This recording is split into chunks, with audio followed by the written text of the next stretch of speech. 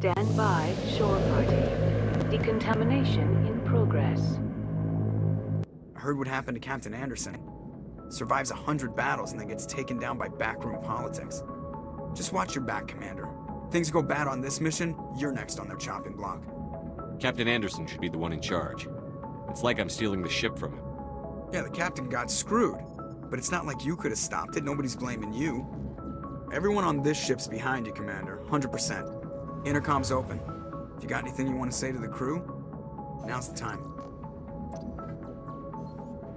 This is Commander Shepard speaking. We have our orders. Find Saren before he finds the conduit. I won't lie to you, crew. This mission isn't going to be easy.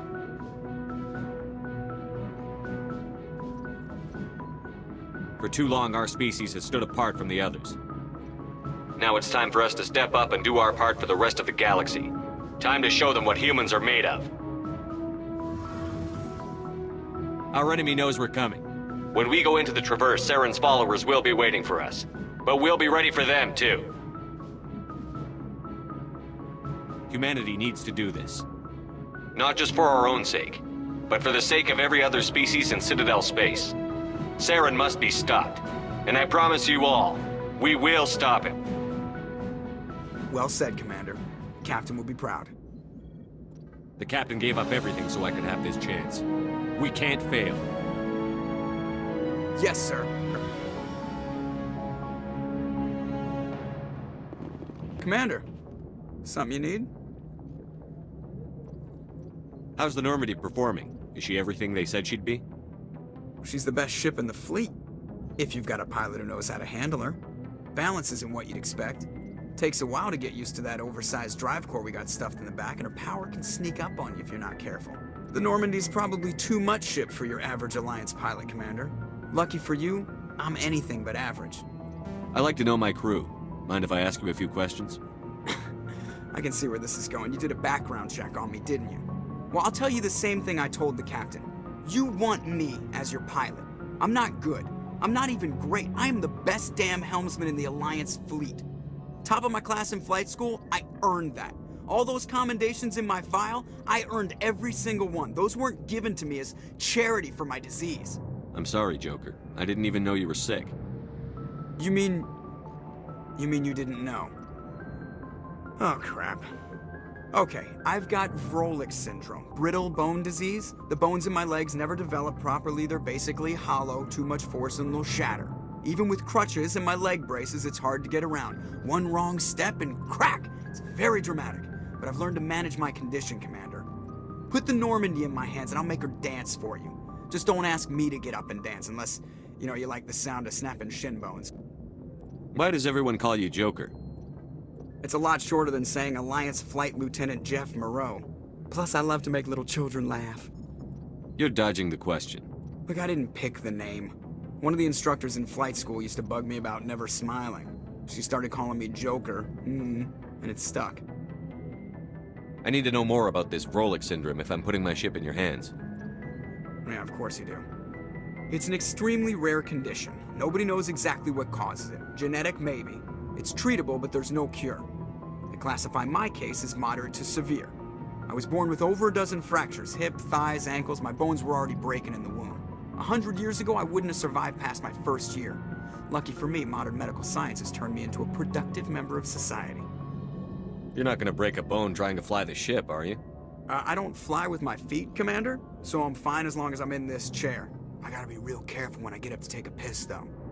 I can do my job as well as anyone on the ship. Better, actually. So don't worry about it. I'm not trying to make you uncomfortable. Let's talk about something else. Whatever you want, Commander. How's the Normandie performing? Is she everything they said she'd be? She's the best ship in the fleet. If you've got a pilot who knows how to handle her. Balance isn't what you'd expect. Takes a while to get used to that oversized drive core we got stuffed in the back, and her power can sneak up on you if you're not careful. The Normandie's probably too much ship for your average Alliance pilot, Commander. Lucky for you, I'm anything but average. How'd you end up joining the Alliance? Look, if you're looking for an inspirational tale of the crippled kid overcoming impossible odds, you're gonna be disappointed. My mother was a civilian contractor working for the Alliance. I basically grew up on the Arcturus station back when they were building up the fleets. Spend all that time around Alliance ships, there's a good chance you'll end up going to the Academy.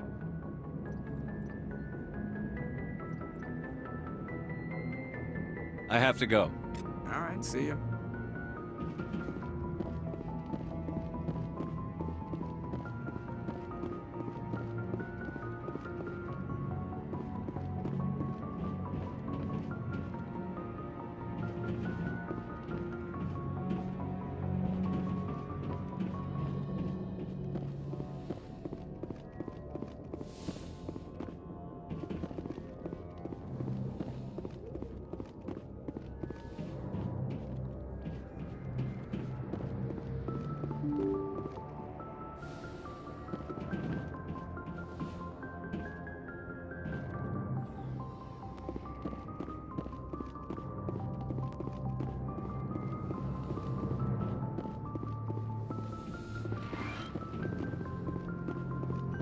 Yes, Commander? Is there something you need?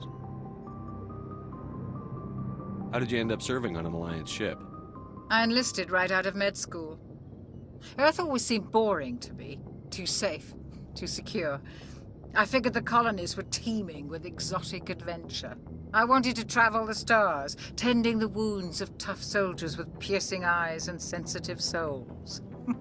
Turns out military life isn't quite as romantic as I'd imagined. But humanity needs the Alliance if we want to keep expanding through the Traverse, and the Alliance always needs good doctors. So I stayed on to do my part. Ever think you made the wrong choice? Sometimes I think about opening a private practice back on Earth, or maybe taking a position at one of the new med centers out in the colonies. But there's something special about working on soldiers. If I left the Alliance now, I'd feel like I was abandoning them. How well do you know the Lieutenant? I'd never worked with him before this mission, but he has an impressive service record, over a dozen special commendations. Tends to keep to himself, though. Maybe because of the headaches. It's not easy being an L2. What does that have to do with it? Well, most biotics now use the L3 implants. Lieutenant Alenko was wired with the old L2 configuration. Sometimes there are complications. What kind of complications? Severe mental disabilities, insanity, crippling physical pain. There's a long list of horrific side effects. Caden's lucky. He just gets migraines. I should go. Goodbye, Commander.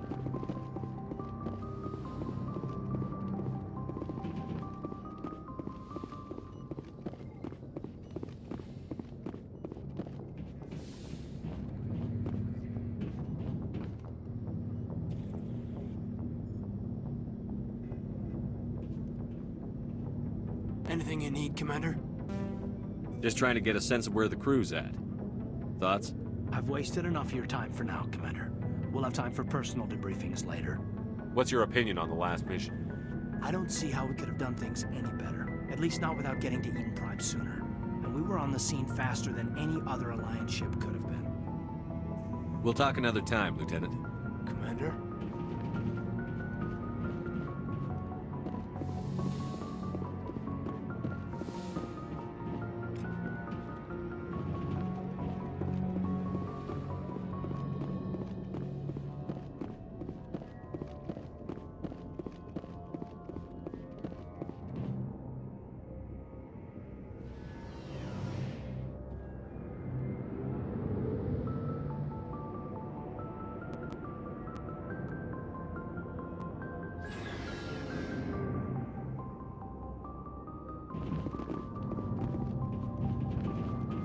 Looking for supplies?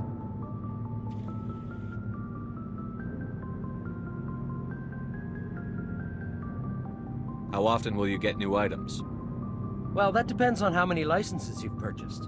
But I'll rotate items on a regular basis regardless.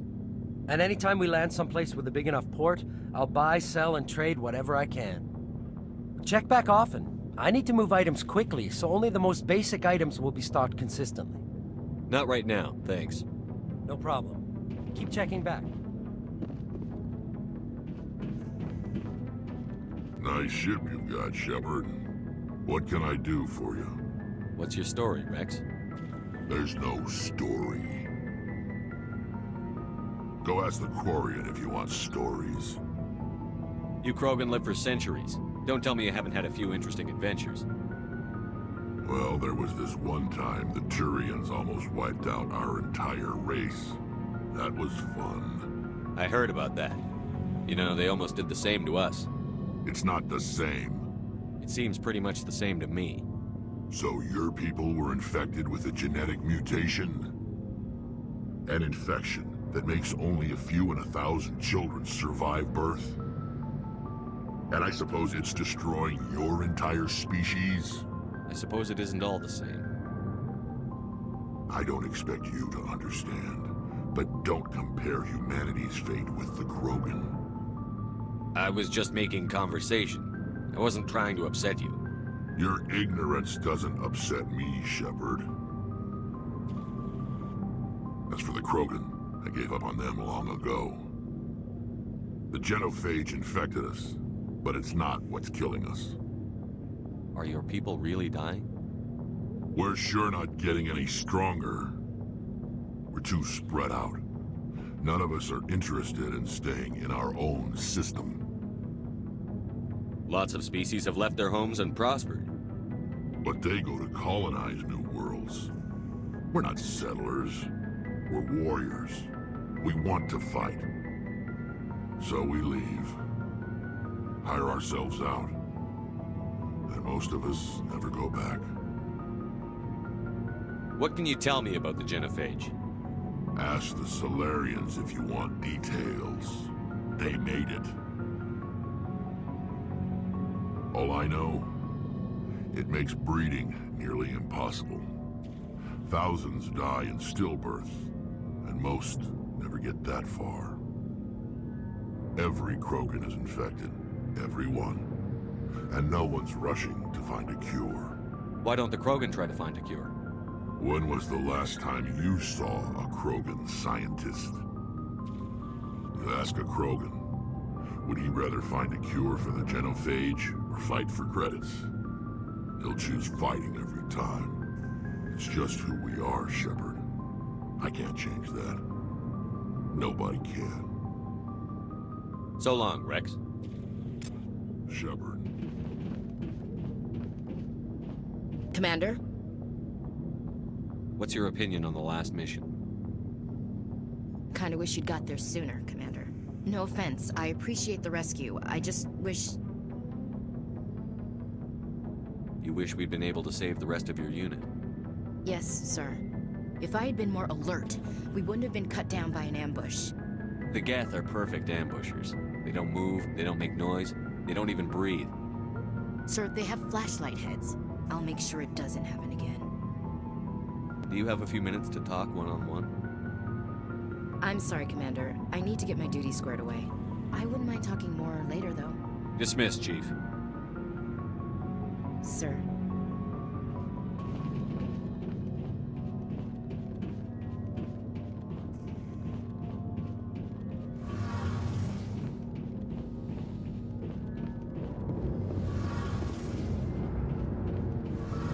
Your ship's amazing, Shepard.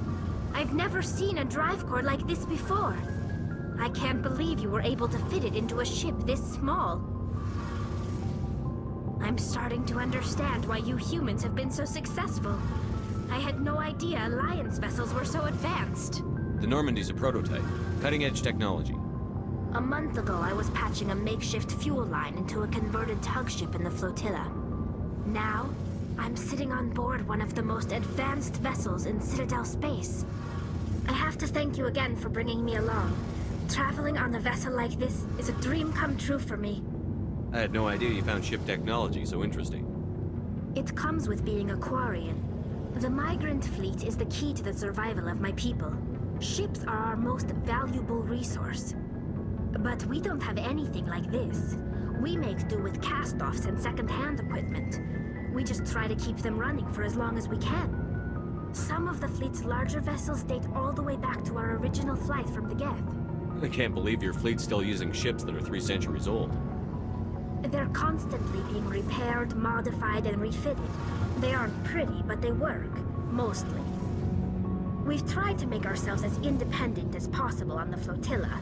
Grow our own food, mine, and process our own fuel. But some things we just can't make on our own. A patch to maintain the hull integrity requires raw materials we just don't have. That's why our pilgrimages are so important. Tell me about your people. Our lives aren't easy. Resources are scarce, and we are constantly on the move. Everything we do must in some way contribute to the continuation of the migrant fleet. There are 17 million Quarians in the flotilla, and each of us relies on the others for survival. The bonds among my people are strong. Unfortunately, we have had to surrender many of the freedoms and civil liberties other species take for granted. What kind of freedoms? Well, it's illegal for parents to have more than one child. If our population grows too much, it would strain our resources to their breaking point. Of course, we also can't allow our numbers to become too few. If our population is in decline, the rule against single births is temporarily repealed. In extreme cases of population decline, incentives are even offered to encourage multiple births, though the Conclave hasn't had to take such measures in nearly a century. That's your government. The Conclave is our civilian branch of government. Each ship can elect a representative to serve on the Conclave and make decisions that affect the fleet as a whole. On matters that affect an individual ship, however, the captain has the final say. It's a tradition that dates back to the early days, when the fleet was governed by martial law. Fortunately, most captains nowadays are smart enough to have an elected council from their crew to give them advice and guidance. So the ultimate power rests with elected officials. In practice, the Conclave and the respective council for each ship tend to set the rules that govern our daily lives. But in theory, we are still under military jurisdiction. The 5 top-ranking military officials in the fleet serve on the Admiralty Board. These 5 have the power to overrule any decision by the Conclave in case of emergency. To do so requires unanimous agreement among the Admiralty, and they can only do this once. After that, the entire board must resign their posts. It's a safeguard that served us well. In nearly 3 centuries, the Admiralty Board has only overruled the Conclave 4 times. I want to know more about the Geth. I doubt I can tell you anything you don't already know. It's been almost 3 centuries since they drove my people into exile. All I know is the story of their origins, what they were when we created them, and how they turned on us. Interesting. The Geth were originally created to serve as an automated manual labor force. Initially, their intelligence was as limited as any VI. Over time, we made small modifications to their programming to allow them to perform more varied and complex tasks, bringing them closer and closer to true AI status. How come the Council didn't step in and stop you? This wasn't true AI research. We may have been skirting the bounds of the law, but we never did anything that was actually illegal. The changes were so insignificant, so gradual, that we were able to control them. Or so we thought. But one thing we underestimated was the power of the neural network. A million Geth thinking simultaneously created an inherently unstable matrix. So, the Geth share brain power? Many of the Geth's logic systems were designed to work in concert with other nearby Geth. Basically, the more of them you have in the group, the smarter they are. So there's some sort of group consciousness? No, nothing like that. They cannot share sensory data or information. Their programming cannot handle that much simultaneous input. Each Geth maintains an individual awareness and identity. The neural network only operates on a process-based level. It's basically the synthetic equivalent of a subconscious. But when they're in close proximity, they can coordinate low-level functional processes, freeing up more capacity for original or independent thought. That doesn't make any sense. I'm probably oversimplifying. The Geth are incredibly advanced and complex creations. All you need to know is that they get smarter when they gather in large numbers. As we built more and more Geth, their effective intelligence became more sophisticated, more abstract. One day, a Geth began to ask its Quarian overseer questions about the nature of its existence. Am I alive? Why am I here? What is my purpose? As you can imagine, this caused a near panic among my people. I don't see what's so bad about those questions. The Geth were created to engage in mundane, repetitive, or dangerous manual labor. That's fine for machines, but it won't satisfy a sentient being for long. The Geth were showing signs of rudimentary self-awareness and independent thought. If the Geth were intelligent, then we were essentially using them as slaves. It was inevitable the newly sentient Geth would rebel against their situation. We knew they would rise up against us, so we acted first. A general order went out across all Quarian-controlled systems to permanently deactivate all Geth. The Geth responded to this order violently. You can't blame them for fighting for their survival. We had no other choice. The Geth were already on the verge of revolution. By acting quickly, we had a chance to end the war before it began. The hope was that most of the Geth would still be little more than machines, incapable of organized resistance. But they had progressed much further than anyone anticipated. The war was long and bloody.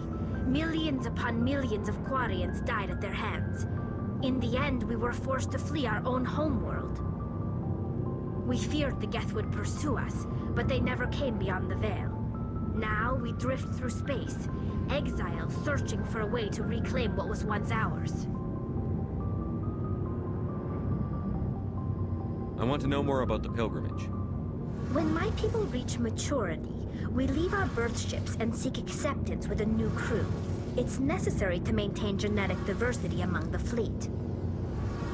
But no ship wants to accept someone who will be a burden on them. So, to prove our worth, we embark on a pilgrimage. We set out alone, leaving the flotilla and our families behind us. We only return once we have found something of value we can bring back to the fleet. This is presented as a gift to the captain of the respective ship we wish to join. If the gift is accepted, we are welcomed into the crew. Can a captain choose to reject the gift? That doesn't happen often. Most captains are eager to increase the size of their crew. It increases their own standing in our society. Even when a gift is not particularly valuable, the captain usually accepts it out of a sense of tradition. However, there is a stigma to presenting a substandard gift. It's not the best way to make a good impression on a new community. Most pilgrims don't return until they find something worthwhile. I can't believe they just send you off alone. It's not like they just cast us out. Before we leave, we are given lessons in how to survive outside the flotilla, and given gifts to help us on our journey. We also receive implants to fight off sickness and disease. Generations of living in an isolated and highly controlled environment have left our immune systems weaker than most. By the time we leave the fleet, we are well equipped for the pilgrimage. This is a rite of passage for all Quarians. If it were dangerous, our numbers would suffer. Virtually every pilgrimage ends with a triumphant return and the ritual presentation of the gift to one of the fleet's captains. I want to talk about something else. Like what? I should go. See you later. Hey, Commander, you know that Quarian, Tally? She's been spending all her time down here asking me about our engines. I'll tell her to leave you alone. What? No, she's amazing. I wish my guys were half as smart as she is. Give her a month on board and she'll know more about our engines than I do. She's got a real knack for technology, that one. I can see why you wanted her to come along. I figured she'd be a real asset to the team. You got an eye for Tally, Commander, but I'm guessing that's not why you came down here. Fill me in on the IES stealth systems. How does it work exactly? You can't hide a ship out in space. They emit too much heat and radiation, too easy for sensors to pick them up, unless you find a way to capture those emissions. So our stealth systems trap the energy we give off in storage sinks built into the ship itself. No emissions to give away our location. Eventually the sinks have to be vented. More than a few hours silent running and they overheat. Cook us inside our own hull. There's no way for anyone to detect us? A visual scan can still pick us up. Anyone looking out a window can see us plain as day. But you have to be pretty close to get an actual visual out in space. Most vessels rely on scanners. As long as the stealth systems are engaged, they can't see us. Not unless we accelerate to FTL speeds. Why doesn't it work with faster-than-light travel? Cranking up the FTL blue shifts our emissions, pushes them into frequencies too high to capture in the sinks. As soon as we make the jump, it's like setting off a flare. Sensors can pick up our location whenever we enter or exit FTL flight, but for short-range missions, our stealth systems are amazing, and we've got the only one. Where else have you served, Adams?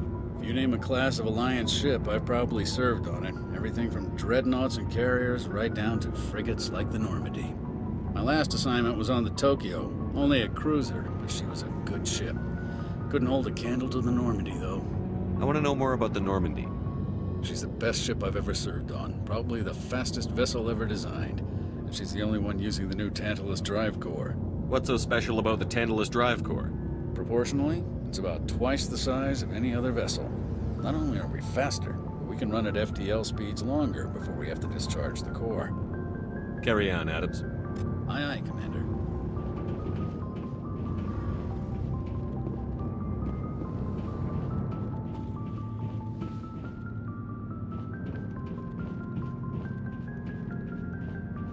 Thanks for bringing me on board, Commander. I knew working with the Spectre would be better than life at CSEC. Have you worked with a Spectre before? Well, no, but I know what they're like. Spectres make their own rules. You're free to handle things your way. At CSEC, you're buried by rules. The damn bureaucrats are always on your back. For the most part, the rules are there for a reason. Maybe. But sometimes it feels like the rules are only there to stop me from doing my work. If I'm trying to take down a suspect, it shouldn't matter how I do it, as long as I do it. But CSEC wants it done their way. Protocol and procedure come first. That's why I left. So you just quit because you didn't like the way they do things? There's more to it than that. It didn't start out bad, but as I rose in ranks, I got saddled with more and more red tape. CSEC's handling of Saren was typical. I just couldn't take it anymore. I hate leaving. I hope you made the right choice. I'd hate for you to regret it later. Well, that's sort of why I teamed up with you. It's a chance for me to get off the Citadel, see how things are done outside CSEC. Either way, I plan to make the most of this. And without CSEC headquarters looking over my shoulder, well, maybe I can get the job done my way for a change. If getting the job done means endangering innocent people, then no. We get the job done right, not fast. Got it? I wasn't trying to. I understand, Commander. Commander, good to see you.